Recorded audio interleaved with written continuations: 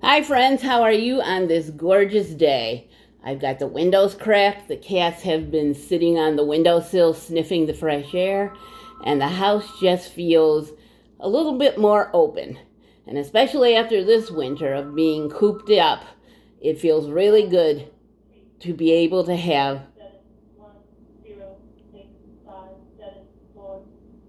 Okay, that's probably just a telemarketer. Anyway, to get back to business, it just feels really good on this first really warm day of the spring. It gets our attention, doesn't it? And that's what we're talking about today is attention. How does God get our attention? And think of some of the things that get your attention. They open up your senses, kind of like the cool air and the fresh air coming in opens up my senses today.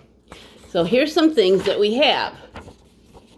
First of all, we've got a parent taking a girl's temperature. And not only are they putting the thermometer in her mouth, they're also putting their hand on their forehead.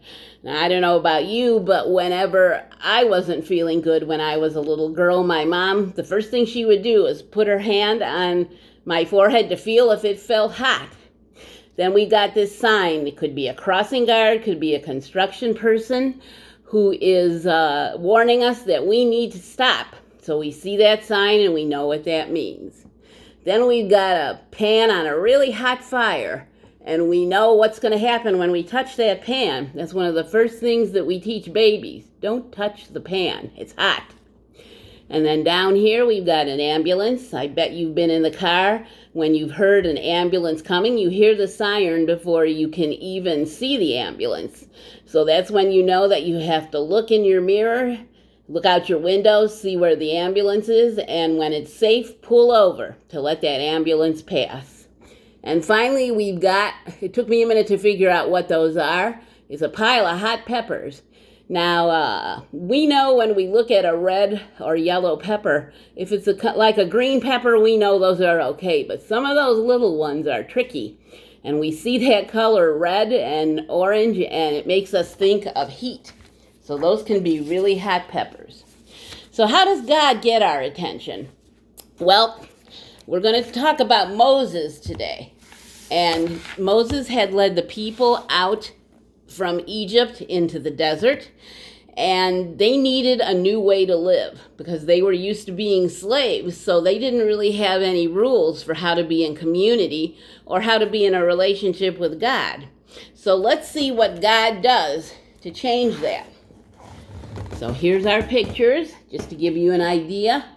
There's the mountain where God was. Lots of thunder and lightning, and the people are looking up there. And I bet they're a little afraid. And then here we've got Moses climbing up the mountain to go see God. And I can't but imagine he might have been a little nervous too. So let's see what happens.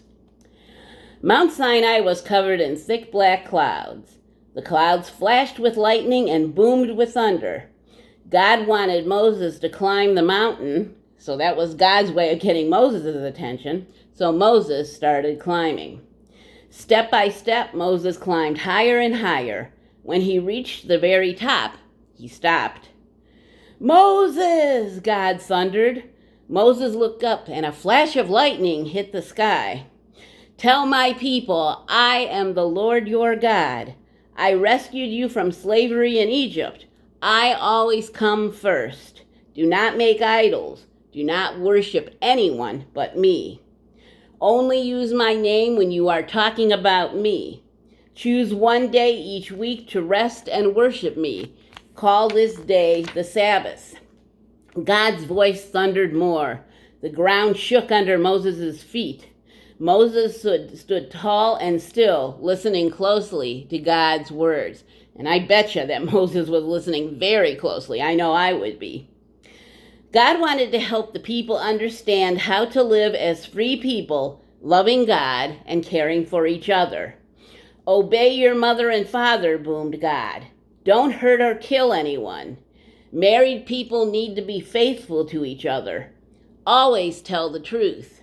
Don't take things that aren't yours. Be happy with what you have. Don't wish your neighbor's things belong to you." So God gave Moses the rules on 2 pieces of stone. Moses brought these stone tablets to the people. And here's a picture of what it would look like if you followed God's rules. Those people look pretty happy, don't they? And then down here is Moses bringing the stone tablets to show them to the people and read them the rules that God wanted them to follow. Now, sometimes rules seem too hard. Maybe there's rules in your house or in school that are hard for you to follow.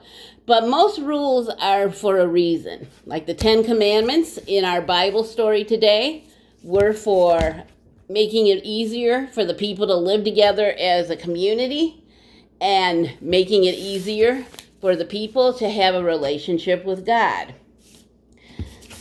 So rules are for our good. And there's a word we use when we're following the rules called obedience. And we don't hear that word a lot anymore, and maybe we need to. I think the most obedient person there ever was Jesus. Jesus did exactly everything God told him to do.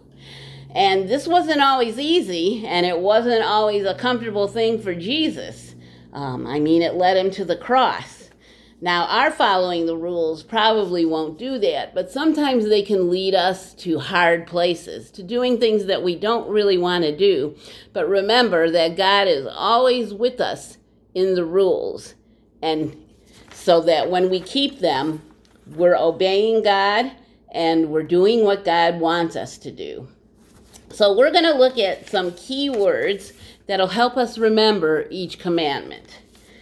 So this is from the flyer. I don't know if you have your flyer, but I folded it for the instructions, and we've got 1, 2, 3, 4, 5, 6, 7, 8, 9, 10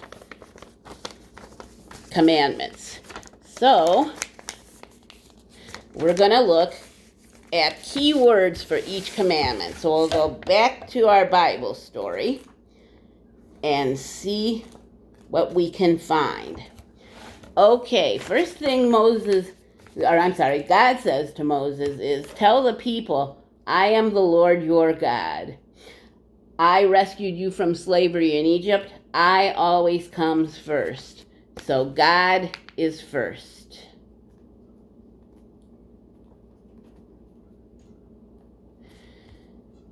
And we don't make any other idols.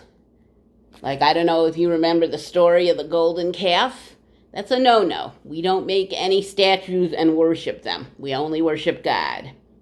And then the next one is, that's actually the second commandment. And the next one is Sabbath. Sabbath is a way of saying Sunday. That's what we call our Sabbath, though other religions have other days. That's a day of rest. That's when we go to worship and when we think about God.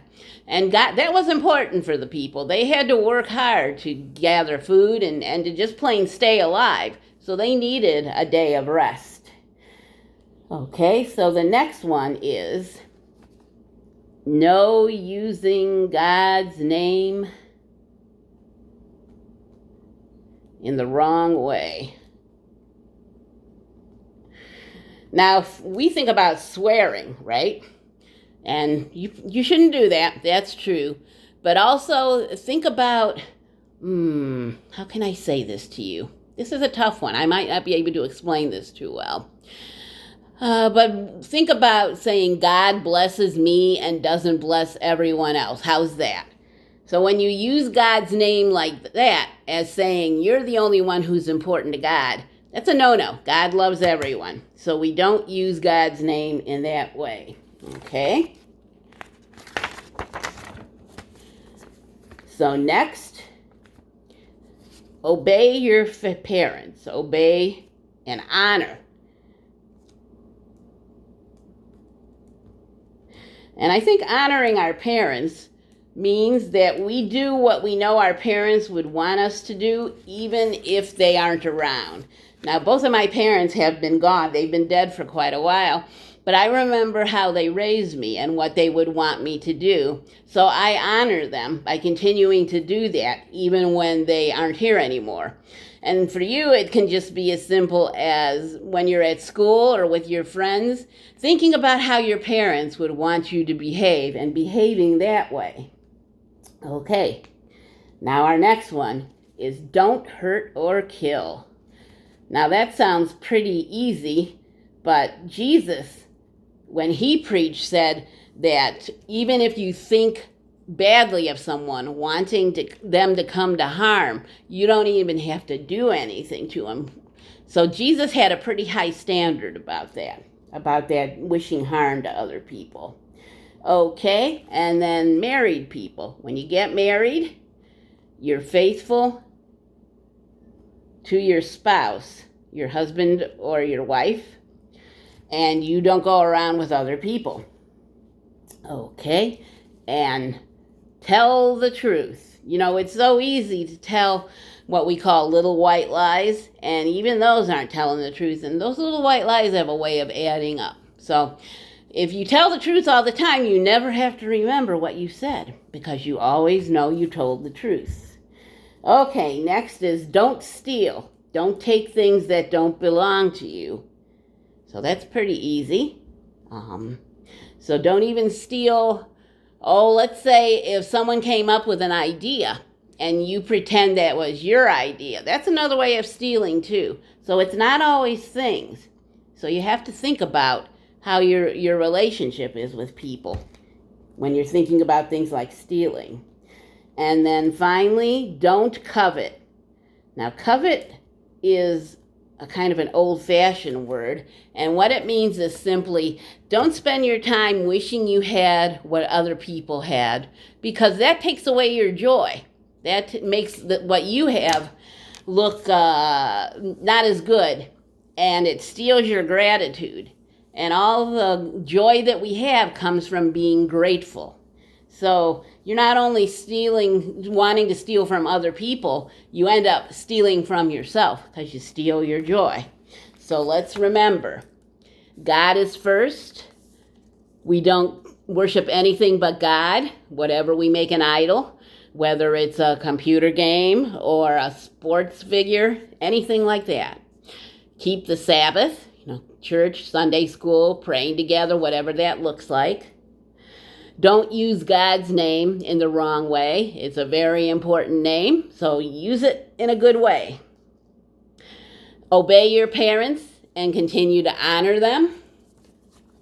Don't hurt or kill anyone, even if it's only in your head. Still counts. If you're married, be faithful to your spouse. Tell the truth. Don't steal. And don't covet. Don't envy people for what they have and look at your life as if it's bad. And don't forget to be grateful. Now, the first part of these, 1, 2, 3, 4, are kind of about how to be in relationship with God. Putting God's first, don't make any idols, take time to worship God, and don't use God's name in the wrong way. Now, the rest of the commandments are about how to live in community. You obey your parents and honor them. You don't hurt or kill. You stay faithful to your spouse, to the person you're married to. You tell the truth. You don't steal, and you don't envy other people for what they have. So that's what the commandments are. They're really a way for us to live together and to live in a relationship with God. And they tell us how to do that. So from the very beginning, when God first called the Israelites, the Hebrews, to be his people, God set down rules that would make their life better. And God set down those rules for us too. So these rules are not made to be broken, and they help us live a full and flourishing life. So you take good care. In a couple weeks, I'll be seeing you in person, but until then, I'll see you on video. Bye-bye now.